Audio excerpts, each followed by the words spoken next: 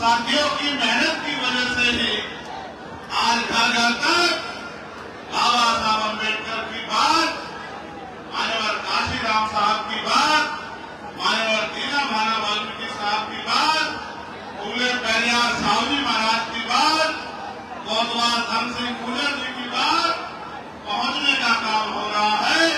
मैं इसके लिए पूरी पार्टी के नेताओं का आभार प्रकट करता हूं। इस मंच पर उपस्थित आजाद समाज पार्टी के राष्ट्रीय नेतागण, प्रदेश के नेतागण, अनुशासन समिति के साथियों, मिशन 78 के साथियों और मेरे सामने उपस्थित नौजवान साथियों, बड़े बुजुर्गों और इधर मेरी बहनें जो बहुत लंबे समय से यहाँ आशीर्वाद देने के लिए पहुंची हैं, मैं आपका बहुत बहुत आभार प्रकट करता हूं इस प्यार और इस आपके विश्वास के लिए जो आपने हम लोगों को दिखाया। अपनी बात को शुरू करते हुए मैं सभी धर्मों में जन्मे सभी संतों, गुरुओं और महापुरुषों को नमन करता हूं। नमन महापुरुष और उन महापुरुषों को जिनकी वजह से भारत में समता, समानता, बंधुत्व, भाईचारे की बात आगे बढ़ रही। मैं महामानव तथागत से लेके संत शिरोमणि सद्गुरु रविदास, भगवान वाल्मीकि, गुरु नानक देव, संत कबीर, नारायण गुरु, गुरु घासीदास, संत गाडगे जी महाराज और मां सावित्रीबाई फुले, मां राष्ट्रपिता ज्योतिबा फुले, मां फातिमा शेख, छत्रपति साहू जी महाराज, डॉक्टर बाबा साहब अम्बेडकर, ईवी पेरियार रामानायक स्वामी, पेरियार ललाई यादव, बाबू जगदेव प्रसाद कुशवाहा, जननायक कपूरी ठाकुर, महामना राम सिंह वर्मा, चौधरी महाराज सिंह भारती, सर छोटू राम, मान्यवर दीनभाना वाल्मीकि और मान्यवर काशीराम साहब को नमन करता। सम्मानित साथियों, ये मेरठ की वो क्रांति रहा है जहां 1857 का गदर, 1857 की क्रांति इसी मेरठ की धरा से शुरू होने का काम किया और कोतवाल धन सिंह गुर्जर और माता देव वाल्मीकि जी ने उसका नेतृत्व कर पूरे भारत की गुलामी की बेड़ियों को काटने का बिगुल इसी मेरठ की धरती से बजाने का काम किया। हालांकि उनके इतिहास को छिपाने का काम किया, उनके इतिहास को चुराने का काम किया, उनको जमी दर्ज करने का काम किया, लेकिन जब तक हम जैसे लोग जिंदा हैं अपने महापुरुषों के इतिहास को न दबने देंगे और न ही किसी को चुराने देंगे। महापुरुषों के इतिहास को हर घर पहुंचाने का काम करेंगे। जिन कोतवाल सिंह, धन सिंह गुर्जर को, इनके इतिहास को, उनके बलिदान को मेरे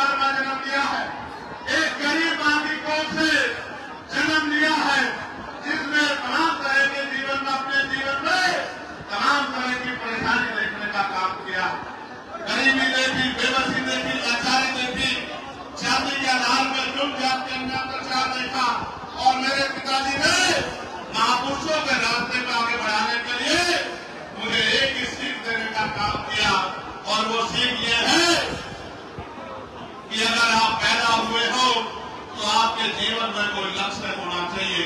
और अगर आपके जीवन में कोई लक्ष्य नहीं है तो आपका दुनिया में आना और जाने का कोई मतलब नहीं बनता।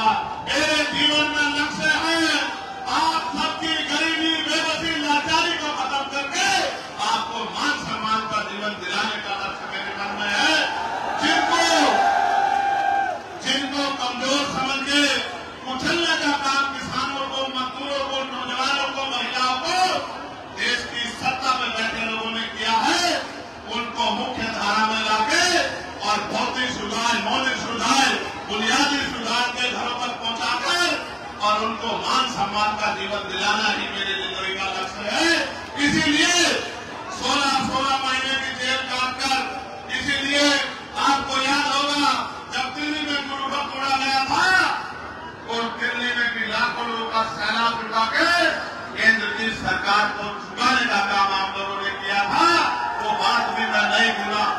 मैं अपने ऊपर बड़ी लाठियों को भूल सकता हूँ, मेरे पैरों के नाखून खींच गए उसको भूल सकता हूँ, मेरे हड्डियां तोड़ दी गई मैं उनको भूल सकता हूँ, मेरे खून से होली खेल के मेरे ऊपर गोलियां चला के मुझे मारने का प्रयास किया गया, मैं उसको भूल सकता हूँ। लेकिन आपकी पीठ पे जो लाठियां पड़ी है उनको ये चंद्रशेखर आजाद भूलने वाला नहीं है। ये बात याद करना। इस रैली को करने का भी एक मकसद है, इस रैली को मेरठ में करने का भी एक मकसद है। ये मेरठ क्रांति द्वारा कही जाती है और इसी मेरठ में जब आपकी बारात रोक के आपके स्वाभिमान से खेलने का प्रयास किया जाता है तो मेरी रातों की नींद हराम हो जाती है कि मेरठ की क्रांति द्वारा में अगर अब हमारी बारात उठने लगी तो बाबा साहब अम्बेडकर ने जो संविधान में हमें समानता का अधिकार दिया था उस अधिकार का क्या मतलब। मुझसे पहले निजाम चौधरी जी ने आपको बताने का काम किया कि चाहे किसान हो, नौजवान हो, मेरे भाई सिख समाज के लोग हों, मुस्लिम समाज के लोग हों, ईसाई समाज के लोग हों, जैन समाज के लोग हों, बौद्ध समाज के लोग हों, पहलवान बेटियां हों, किसानों का 13 महीने का आंदोलन हो, कोई ऐसे संघर्ष लड़ाई नहीं है जिसमें भीम आर्मी आजाद समाज पार्टी ने आगे बढ़ के हिम्मत जुटाने का काम न किया हो, उनका हौसला बढ़ाने का काम न किया हो। आप महसूस करके देखो, जब मैं पार्लियामेंट में नहीं गया था तो ये पैसे वाले क्या कहते थे कि अकेला चंद्रशेखर क्या कर लेगा, ये चंद्रशेखर तो पार्षद भी नहीं बन पाएगा, ये चंद्रशेखर तो चेयरमैन भी नहीं बन पाएगा। मेरठ के लोगों ने तो पार्टी के 3 पार्षद बना के आपके उन गद्दारों का मुंह बंद करने का काम किया था और आपने दोनों हाथ भागे। नगीना का धन्यवाद कीजिए मेरे साथ, दोनों हाथ भागे। नगीना के लोगों ने अपनी मेहनत करके एक पैसा जुटा के और वोट की ताकत से आपके चंद्रशेखर आजाद को देश की सबसे बड़ी पंचायत में भेजने का काम किया। और आप बताओ, पार्लियामेंट में जाने के बाद कोई एक ऐसा मसला बताओ जिसमें आपने आवाज दी हो और चंद्रशेखर आजाद ने उस मामले को पार्लियामेंट में उठा के आपकी लड़ाई को मजबूत करने का काम न किया। कोई एक भी मामला ऐसा नहीं है। जब संत सद्गुरु रविदास महाराज की जयंती पे अवकाश नहीं हुआ तो पार्लियामेंट में लड़ के मैंने अवकाश कराने का काम किया। जब बोध गया का मुक्ति आंदोलन चला 75 साल के इतिहास में और जब से लोकतंत्र लागू हुआ है किसी ने बोध गया मुक्ति की बात नहीं की। भगवान बुद्ध के उस पावन तीरथ पे जहां भगवान बुद्ध को ज्ञान प्राप्त हुआ है, आपके भाई चंद्रशेखर आजाद ने सरकार की आंखों में आंखें डाल के वो बोध गया को मुक्त कराने के लिए आवाज उठाने का काम किया। भगवान बुद्ध की बात को, उनकी अपने पवित्र तीरथ को आगे जो है वो बुद्धों के पास आ जाए, इसकी मांग को उठाने का काम किया। समाजी साथियों, आपको याद होगा पार्लियामेंट में मैंने ही डॉक्टर बाबा साहब अम्बेडकर की जयंती को राष्ट्रीय पर्व घोषित किया जाए इसकी मांग उठाई थी। जब मैंने मांग उठाई तो सरकार के लोगों ने घबराकर बाबा साहब अम्बेडकर की जयंती पे अवकाश घोषित करने का काम किया। आप ये सोचो, अभी तो चंद्रशेखर अकेला वहां है। जिस दिन चंद्रशेखर के साथियों को आपने भेजना शुरू कर दिया, आप ये देखना, अभी तो मुद्दे उठ रहे हैं, फिर कलम पकड़ के आपके काम कराने का काम यही नौजवान करेंगे जो आज आपके सामने मंच पर बैठे हैं और आपकी लड़ाई को लड़ने का काम कर रहे हैं। मैं जानता हूं ऐसे वाले लोग हमारे लोगों का मजाक उठाते हैं, मेरे नौजवान नेताओं का, मेरे भाइयों का मजाक उड़ाते हैं, कहते हैं नौजवान लोग क्या करेंगे। जब एक चंद्रशेखर पूरी पार्लियामेंट में अपनी पहचान बना सकता है तो ये एक नौजवान उत्तर प्रदेश का इतिहास बदल के रख सकता है। इस बात को भूलना मत मेरे साथी। नौजवान आप समझते हो क्या होता है? नौजवान कभी गैर जिम्मेदार नहीं होता, उसके कंधों पर जिम्मेदारी होती है अपने परिवार की, अपने क्षेत्र की, अपने प्रदेश की, अपने देश की। उसके सीने में आग होती है, राष्ट्रवाद की आग उसके सीने में होती है। नौजवान याद करो आजादी की जंग, करतार सिंह सराफा साहब जिन्होंने सबसे पहले शहादत दी वो 19 साल के थे। शहीद आजम सरदार भगत सिंह 23 साल के थे, जिन्होंने मातृभूमि की रक्षा के लिए प्राणों का बलिदान कर दिया। आज जिन नौजवान नेताओं का आप अपमान करने का काम करते हो विरोधियों, वो दिन दूर नहीं, इन्हीं नौजवानों में से कोई विधायक होगा, कोई सांसद होगा, कोई जिला पंचायत का सदस्य होगा, कोई जिला पंचायत का अध्यक्ष होगा, कोई चेयरमैन होगा, कोई प्रमुख होगा। एक दिन जनता ने जिस तरह मेरे सर पे हाथ रखा है, मेरी बात पे पहरा देके इनके सरों पे हाथ रख दिया, वो दिन दूर नहीं कि इन गरीबों की तरफ आग उठाने वाला ज्यादा दिन तक चैन की जिंदगी नहीं जी पाएगा। उसको मिट्टी में मिलाने का काम आपकी संवैधानिक ताकत करेगी। मेरी बात को आप याद रखना। अब वो समय बदल गया है, समय बदल गया। हालांकि आप ये भी समझो हमारी लड़ाई धर्म की नहीं है। सरकार झूठे राष्ट्रवाद की बात करती है। अगर ये भारत अखंड भारत बना है तो सम्राट अशोक के समय में बना है, जब इसकी सीमाएं अफगानिस्तान तक थी, ईरान तक थी। अगर ये दोबारा कभी अखंड भारत बना है तो ये डॉक्टर बाबा साहब अम्बेडकर के संविधान की वजह से बना है, जो संविधान आपको और मुझे बराबरी का अधिकार देता। सामान्य साथियों, जिसे जिसे ये विरोधी गिराने का काम करेंगे उसका हाथ पकड़ के हम उनको उठाने का काम करेंगे। आगे देखो, लड़ाई धर्म की नहीं है, लड़ाई राष्ट्रवाद की नहीं है, लड़ाई अगर देश में है तो रोटी कपड़ा मकान की। क्या आज आप सब लोगों को खाने के लिए अच्छा भोजन, पीने के लिए साफ पानी, पहनने के लिए अच्छे कपड़े और रहने के लिए पक्की छत मिली है? आप सरकार किसको कहती है कि हम 80 करोड़ लोगों को सस्ता राशन देते हैं? ये 80 करोड़ लोग कौन है? मुझे बहुत जिम्मेदारी से कहना पड़ेगा, ये 80 करोड़ लोग इस भारत के मूल निवासी हैं, इस भारत के बहुजन समाज के लोग हैं, इस भारत के दलित, पिछड़े, मुसलमान, आदिवासी और अन्य धर्मांतरसंख्यक समाज के लोग हैं, जिनको आप अपनी व्यवस्था में आज भी गरीब बना के रखना चाहते हैं। मैं आ रहा था, जगह जगह पर स्वागत हुआ, धूप इतनी शानदार थी, फिर भी नौजवान बैठा हुआ था और लोग मुझसे पूछते हैं कि भाई चंद्रशेखर आजाद, इतनी हिम्मत आप में पास से आती है? जिस समाज का नौजवान गुलामी की बेलियों को काटने के लिए खड़ा हो जाए, वो समाज ज्यादा दिन तक हाशिए पे नहीं रह सकता। इस बात को मैं समझता हूँ और इस बात को आपको भी समझना पड़ेगा। मैं ये भी मानता हूँ, जिस समाज में सच सुनने की आदत नहीं होती, उनके सामने सच बोलने वाला मूल्य होता है। आप ये बताओ, क्या मैंने कभी आपका हाथ छोड़ा है? दोनों हाथ उठाके बताओ अगर मैंने आपका हाथ कभी छोड़ा हो तो अगर मैंने कभी आपका हाथ नहीं छोड़ा तो क्या अब आपका हाथ मेरे सर में रहेगा नहीं रहेगा? बताओ। मेरी बात को गौर से सुनो। मुस्लिम समाज के भाइयों, जब मुस्लिम समाज में चाहे वक्त का मामला हो या अपनी मस्जिदों, मदरसों, दरगाहों को जमीन करके या बुलडोजर चला के जब मुस्लिम भाइयों को नुकसान काम किया हो, इंसानियत की सवाल को दीवार में आजाद समाज पार्टी ने मजबूत करने का काम किया और सरकार से लोहा लेने का काम किया। बहुत सारे लोगों को तो मुसलमान लब कहने में भी तकलीफ होती है, लेकिन दीवार में आजाद समाज पार्टी ने कभी इस तरह का व्यवहार आपके साथ नहीं किया। और आप जिनको वोट देते हो, वो वोट लेने के बाद 5 साल कभी दिखाई भी नहीं देते। जब आप काम कराने जाते हो तो वो कहते हैं हमारे पास ताकत नहीं है। अरे मैं समझता हूँ आप में ताकत नहीं है, उससे भी बड़ी बात यह है कि आप इनको पैरों पर खड़ा ही नहीं करना चाहते।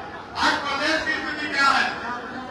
बाल प्रजापति, कश्यप, सैनी, मौर्य, साके, कुशवाहा, बिंद, राजभर, केवट, मन्ना, नारायण, पूजन, यादव, तमाम पिछड़े वर्ग के लोग, जाटव समाज के लोग, खानू समाज के लोग, वाल्मीकि समाज के लोग, पासी समाज के लोग, तमाम उनके पढ़े लिखे बच्चे बेरोजगार घूम रहे हैं। कहीं कोई रोजगार नहीं है। कोई भर्ती आती है तो पेपर लीक हो जाता है, कोई भर्ती आगे बढ़ती है तो आरक्षण का घोटाला हो जाता है। 69,000 शिक्षक भर्ती में जो धर्म की बात करते हैं, दलित पिछड़े वर्ग के बच्चों के 20,000 पद लूटने का काम इसी उत्तर प्रदेश की सरकार ने किया और उन पर मुकदमा दर्ज करा के उनको मिठाई खिलाने का काम इसी उत्तर प्रदेश की सरकार ने किया। सम्मानित साथियों, अगर सरकारी नौकरी नहीं होगी तो फिर आपके बच्चे कैसे आगे बढ़ेंगे? प्राइवेट सेक्टर में क्या है हमारे पास? इसलिए मैंने पार्लियामेंट में प्राइवेट मेंबर बिल में लेके आया कि भाई प्रतिनिधि क्षेत्रों में भी कमजोर वर्गों के लोगों को आरक्षण मिलना चाहिए। और आरक्षण की कीमत उनसे पूछो जिनका बच्चा इस आरक्षण की वजह से नौकरी पे गया है। नौकरी पे जाने के बाद उसने अपने गरीब परिवार के आंसू पूछने का काम किया। जिन्होंने आरक्षण की लड़ाई नहीं लड़ी, उनको आरक्षण की शक्ति का नहीं पता है। ये लोग आपकी वोट लेते हैं और आपकी तरक्की के रास्ते को भारतीय जनता पार्टी के लोग खत्म करने का काम करते हैं। इसलिए आज यहाँ इस मंच से मैं आपसे अपील करने के लिए आया हूँ, अगर स्वाभिमान सम्मान का जीवन चाहिए तो कीमत चुकाने के लिए तैयार हो जाओ, संघर्ष करने के लिए तैयार हो जाओ, मैदान में उतरने के लिए तैयार हो जाओ। क्योंकि मैं जानता हूँ जिस दिन आपने तय कर लिया, दुनिया की कोई ताकत आपके हौसले को कमजोर नहीं कर सकती है और कोई भी बड़ी से बड़ी ताकत आपके सामने नहीं दिख सकती है। ये बात मैं डॉक्टर बाबा साहब अम्बेडकर के मानने वालों की जानता। प्यारे साथियों, आज कोई जिला ऐसा नहीं है जहां दलितों की खाल न पीने जा रही हो, पिछड़ों की खाल न पीने जा रही हो। कोई ऐसा जिला नहीं है। कई मार के रखते हैं, कई बहन बेटियों का रेप करते हैं, कई घर जलाते हैं। जो जमीनें हमें मिली थी, सरकार उन जमीनों को छीनने का काम कर रही है और कोई आपका रखवाला दूर दूर तक नजर नहीं आता। जो आज आपके साथ नहीं खड़ा, वो कल आपकी क्या मदद करेगा? मैं आपको ऐलान करके कहता हूं, अगर आपकी तरफ कोई आंख उठाए तो भीम आर्मी आजाद समाज पार्टी को याद करना। ये सब लोग आपके सम्मान में और आपकी ताकत को बढ़ाने के लिए क्योंकि मैं भी जानता हूं, मैंने ये सुना है कि मेरठ जिसके साथ होता है उत्तर प्रदेश और केंद्र में उसी की बात गलती है। इसलिए मैंने मेरठ को चुना है सबसे पहले कि मेरठ के लोगों का आशीर्वाद मुझे मिलना चाहिए। बताओ मेरठ का आशीर्वाद मिलेगा नहीं मिलेगा? अब एक बात को गौर से सुना, नौजवानों आपसे भी कह रहा हूं, बहुत तमन्नाएं लेके हम लोग संघर्ष में कि बुनियादी सुविधा मिले, रोटी कपड़ा मकान मिले, नौजवानों को रोजगार मिले, महंगाई और तमाम तरह की परेशानियां खत्म हो। आप महसूस करके देखो, बिजली के दाम से लेके पानी के दाम, सड़क कहाँ बनेगी, स्कूल कहाँ बनेगा, यूनिवर्सिटी कहाँ बनेगी, मेडिकल कॉलेज कहाँ बनेगा, नौकरी किसे मिलेगी, रोजगार किसे मिलेगा, इंडस्ट्रियल एरिया किसे कहाँ लगेगा, ये सब सरकार तय करती है। और 2027 में 15 साल का सूखा हो जाएगा। 15 साल का 15 साल में क्या देखा हमने? थाने में जाते हो सुनवाई नहीं होती, सरकारी दफ्तरों में जाते हो सुनवाई नहीं होती, जुल्म जाती होती है, न्याय नहीं मिलता। इस 15 साल के सूखों में खत्म करने के लिए दिन रात हम लोग जुटे हैं। इस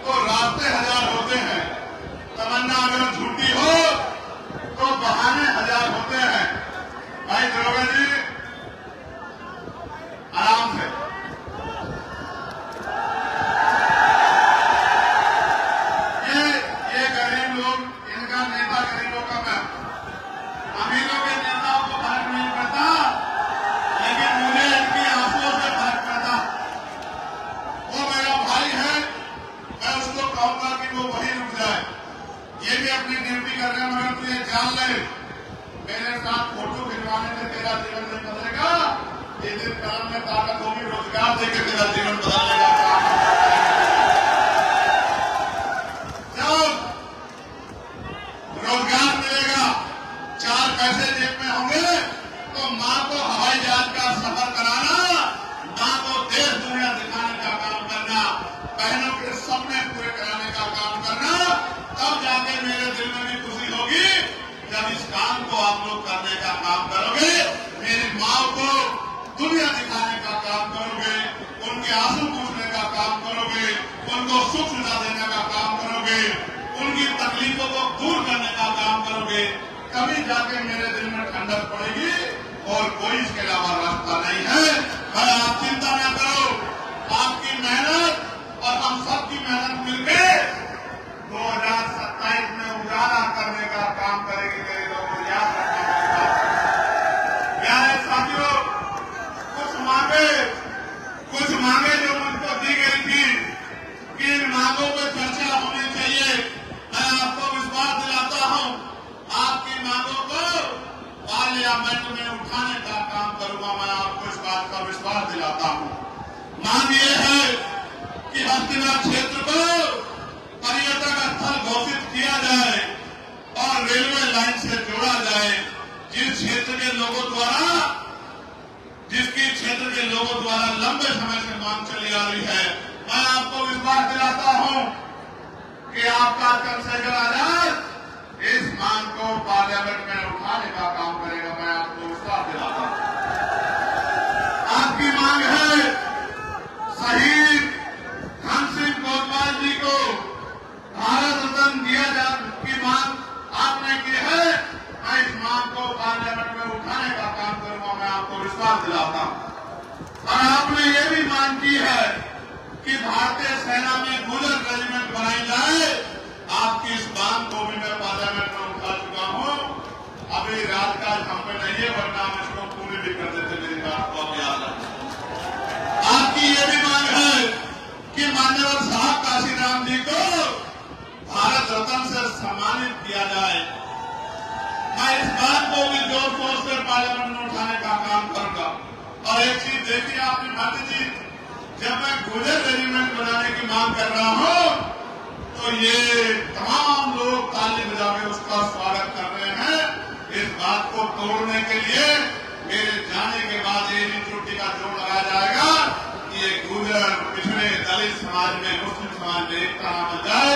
आप देखो इनका दिल कितना बड़ा है। बताओ गुजर रेजिमेंट बननी चाहिए नहीं बननी चाहिए? मैं सम्मानित साथियों, एक रेजिमेंट की मांग जो जमात रेजिमेंट की मांग, वो बहुत पुरानी रेजिमेंट की, जानते हैं लोग। मैं उसका इतिहास भी बता देता हूं। ऐसा नहीं कि मैं हवाई बात करता वकील। ये एक ऐसी रेजिमेंट थी जिसने सेकेंड वर्ल्ड वॉर में बर्मा में जाके अपना लोहा मनवाने का काम किया था और बैटल ऑफ ऑनर लेने का काम किया था। अंग्रेजों ने रेजिमेंट को खत्म करने का काम किया, क्योंकि इस रेजिमेंट ने आजाद हिंद फौज जो देश के लिए लड़ रही थी, उनके खिलाफ लड़ने से मना कर दिया था। ये वफादार, राष्ट्रवादी और देश के प्यार करने वाली रेजिमेंट थी। मैं इस रेजिमेंट को बहाल करने की मांग भी पार्लियामेंट में उठा चुका हूं, क्योंकि मैं मानता हूं कि आज हमारा एक नौजवान देश की सेवा में योगदान देना चाहता है। बॉर्डर पे जाके दुश्मन को धूल मिट्टी लगाना चाहता है। मैं इस बात को मानता हूं। मैं तो चाहता हूं हर किसान को मेरे की भारतीय सेना में पर्याप्त हिस्सेदारी होनी चाहिए। देश की शिक्षा और चिकित्सा एक समान की जानी चाहिए। इन दोनों मांगों को मैं पार्लियामेंट में उठा चुका हूं कि राष्ट्रपति हो या किसान मजदूर की संतान, सबको शिक्षा एक समान, सरकारी स्कूल में सबको पढ़ाओ और बेहतर से बेहतर शिक्षा दिलाओ, तो गरीब का बेटा भी पढ़ लिख के आगे बढ़ सके और शिक्षा रूपी हथियार का फायदा ले सके। और सरकारी हॉस्पिटल में भी सबको पर्याप्त इलाज मिले, प्राइवेट में जेब ना करे, टैक्स के नाम पे लूट ना हो, इसकी मांग भी मैं कर चुका हूं। देश में कर्मचारियों की ये मांग है कि पुरानी पेंशन बहाल की जाए। उठा चुका हूं, लेकिन निगम में सरकार कर्मचारियों के दुख को नहीं समझती। नगर निगम में संविदा कर्मियों को नियमित किया जाए एवं देश में संविदा समाप्त की जाए। मैं आपको विश्वास दिला कहता हूं, जितने संविदा कर्मचारी अभी जिस डिपार्टमेंट में लगे हैं, आजाद समाज पार्टी ताकत में आने के बाद सबको पक्की नौकरी हम लोग दिलाने का काम करेंगे। ये बात मैं आपको विश्वास दिलाता हूं। नगर निगम में नहीं 2 अप्रैल 2018 में जो SC/ST के लोगों पर झूठे मुकदमे लगा के यहां भी शहादत हुई थी, मुजफ्फरनगर में भी शहादत हुई थी। आपको अंकुर याद है नहीं याद है? शहीद हमारा भाई अंकुर, उन झूठे मुकदमों को वापस लिया जाए, इसकी मांग भी मैं पार्लियामेंट में उठा चुका हूं। वक्फ बिल जो देश के मुसलमानों के खिलाफ है, इसको वापस लिया जाए, इस कानून को वापस लिया जाए, इसकी मांग भी हमारी पार्टी जोर शोर से उठा रही है।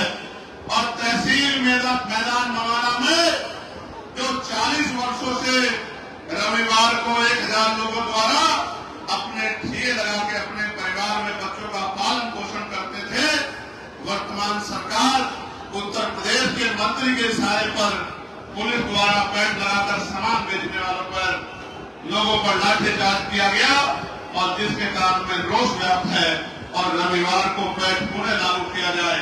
भाई मेरी बात पे गौर करना आप सब लोग।